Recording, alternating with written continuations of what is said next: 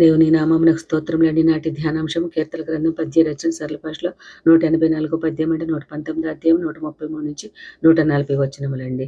ఏ పాపమును ఏలనీయకుము, నీ ఉపదేశములను నేను అనుసరించునట్లు మనుష్యుల బలత్కారముల నుండి నన్ను విమోచింపుము.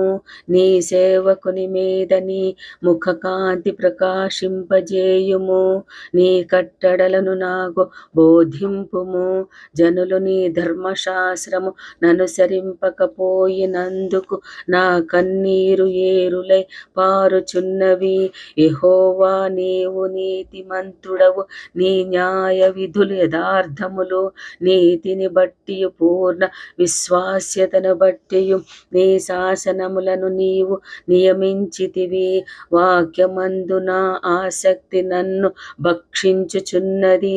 నీ మాట మిక్కిలి స్వచ్ఛమైనది, అది నీ సేవకునికి ప్రియము.